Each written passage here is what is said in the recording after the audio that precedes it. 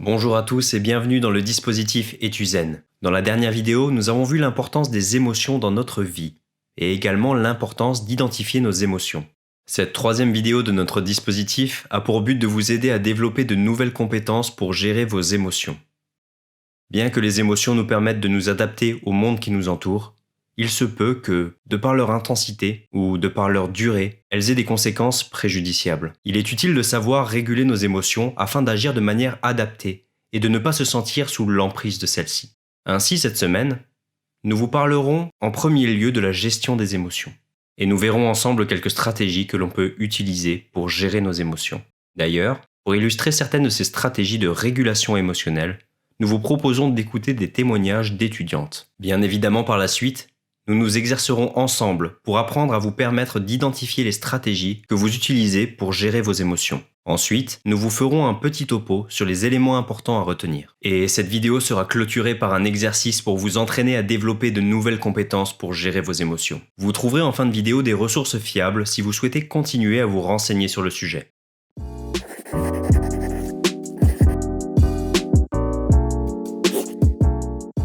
Commençons par parler de la gestion des émotions. Pour faire face à une émotion, nous disposons toutes et tous de tout un répertoire de stratégies que nous utilisons parfois sans trop nous en rendre compte, de manière un peu automatique. Ces stratégies nous permettent de réguler nos émotions, c'est-à-dire de diminuer, d'augmenter ou encore de maintenir une émotion. Vous vous dites sûrement, il est facile de dire que l'on peut arriver à modifier nos états émotionnels, mais ce n'est pas si simple à faire. Et vous avez parfaitement raison, c'est complexe. C'est pour ça qu'on va commencer à voir ensemble quelques stratégies de régulation émotionnelle.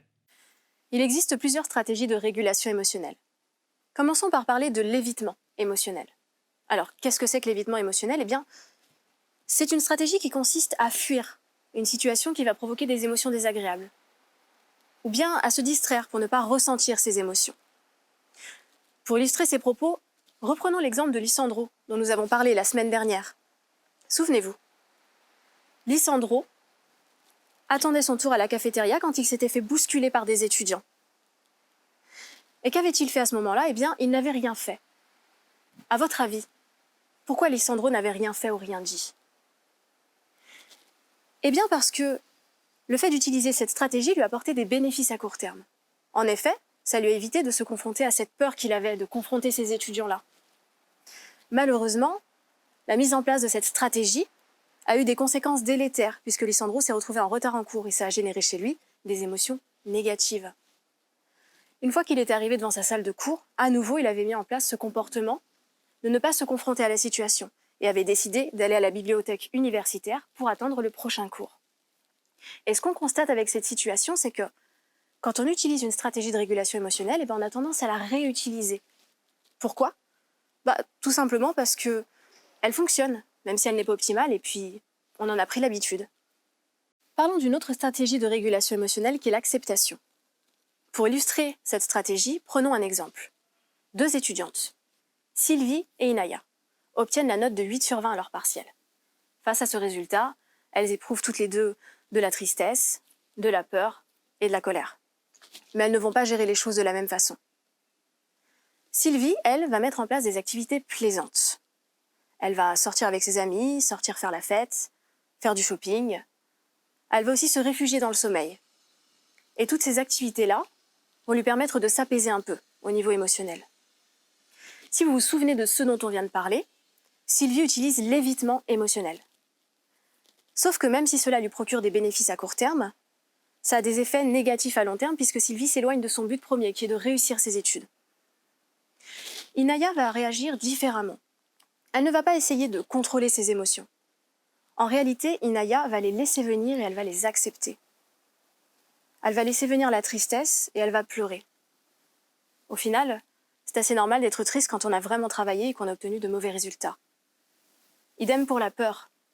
Elle va accepter la peur, cette peur de louper ses études. Parce qu'au final, c'est assez légitime d'avoir peur de louper ses études quand on a obtenu la note de 8 sur 20 à son premier semestre. Dans un second temps, Inaya va réfléchir à ses émotions. plutôt que de les refouler. Elle va se demander pourquoi elle les ressent et puis qu'est-ce qu'elle ressent concrètement. Et une fois qu'elle aura effectué ce travail, elle va se demander comment elle peut faire pour ne plus se retrouver dans la même situation. Alors elle va se tourner vers ses collègues de promo. Et elle va se tourner vers les collègues qui ont de meilleurs résultats qu'elle en leur demandant quelles sont leurs stratégies d'apprentissage, comment ils ont fait. Et grâce à ça, Inaya va obtenir de nouvelles capacités, puisqu'elle va obtenir de nouvelles façons de réviser ses cours. Et là, on voit bien que l'acceptation, contrairement à l'évitement, a des effets négatifs à court terme, puisqu'elle nous oblige à ressentir nos émotions négatives, mais a des effets bénéfiques à long terme. Parlons maintenant du blâme de soi. Le blâme de soi correspond aux pensées s'attribuant la responsabilité d'un événement. En d'autres termes, ça correspond à se dire « ce qui arrive est de ma faute ». Pour illustrer ces propos, écoutons le témoignage de 2 étudiantes, Leïla et Nina.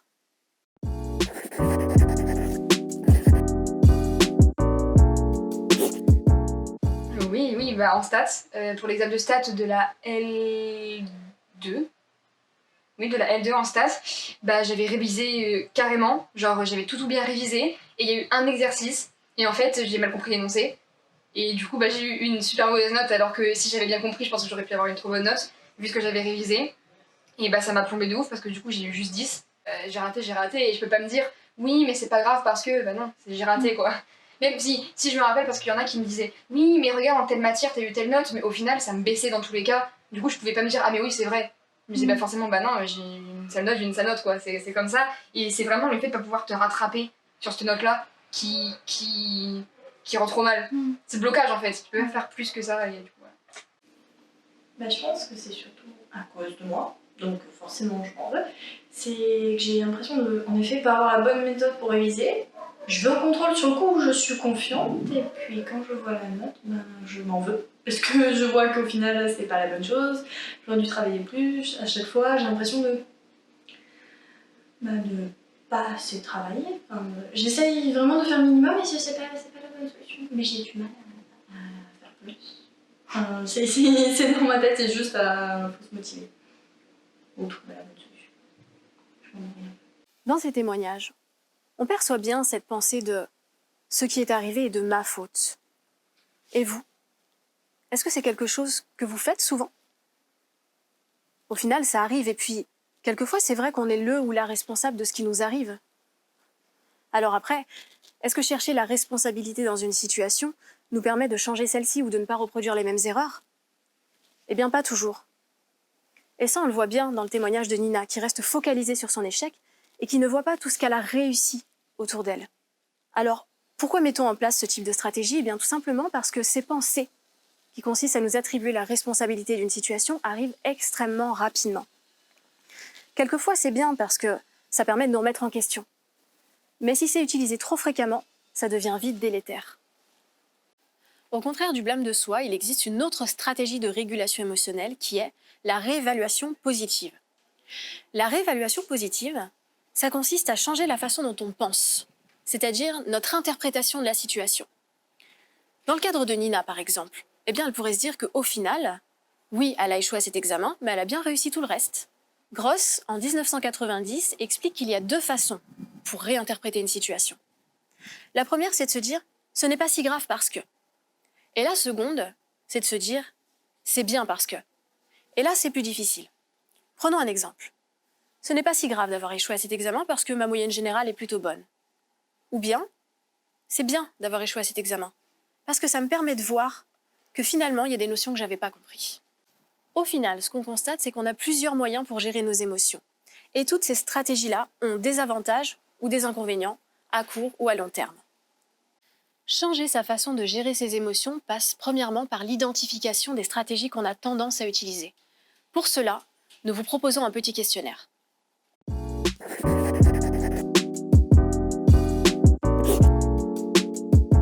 Pour tester votre manière de gérer vos émotions, nous vous proposons de remplir le questionnaire suivant que vous trouverez en complément de cette vidéo. Il vous permettra d'appréhender précisément les stratégies que vous avez tendance à mobiliser. Nous vous donnerons également accès à la manière dont vous pourrez interpréter vos réponses dans un fichier supplémentaire, en cours ou sur le groupe Discord.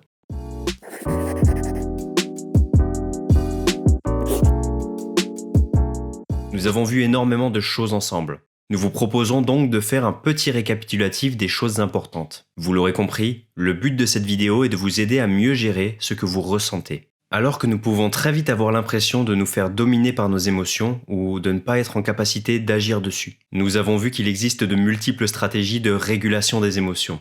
Nous avons également vu qu'elles avaient toutes une utilité, mais que certaines, bien que pouvant avoir des effets positifs à court terme, avaient souvent des effets négatifs à long terme.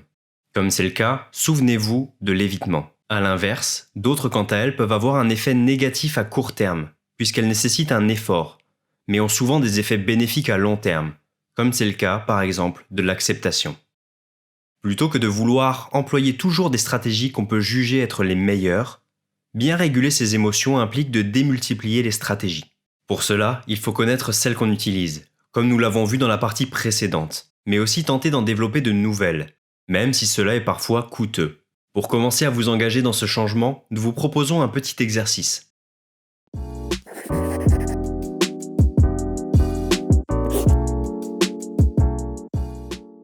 Comme d'habitude, pour réaliser cet exercice, installez-vous confortablement dans un endroit tranquille.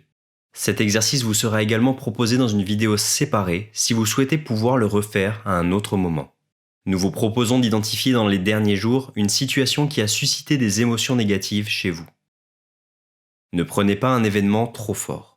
L'objectif est pour le moment de simplement vous entraîner à modifier votre façon de penser. Quand vous aurez compris comment faire, vous pourrez vous attaquer à des événements plus difficiles. Alors, avez-vous une situation en tête ? C'est bon ? Bien. Commençons par la première façon de faire, qui est de réduire l'aspect négatif des situations. En gardant à l'esprit votre situation, dites-vous « Ce n'est pas grave parce que… » et finissez cette phrase. Je vous montre un exemple. Le confinement m'empêche d'aller passer le week-end chez mes amis. Ce n'est pas grave, car grâce à Internet et à mon téléphone, je peux rester en contact avec eux. Vous pouvez évidemment trouver plusieurs raisons expliquant que ce qui a été vécu peut être interprété de manière moins négative qu'on a tendance à le penser de premier abord. Maintenant à vous. Il m'est arrivé ça, et ce n'est pas grave parce que… La seconde façon de faire est de trouver un point positif à la situation. Il m'est arrivé ça, et c'est bien parce que…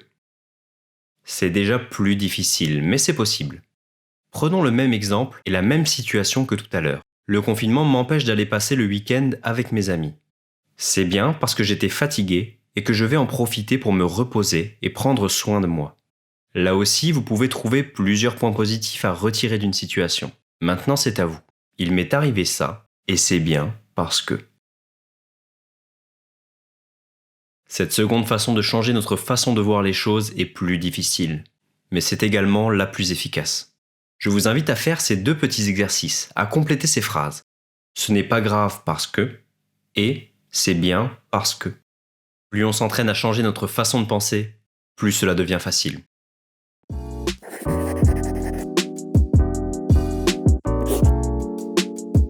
Pour les personnes qui souhaiteraient en savoir plus sur le sujet, nous vous proposons plusieurs ressources supplémentaires.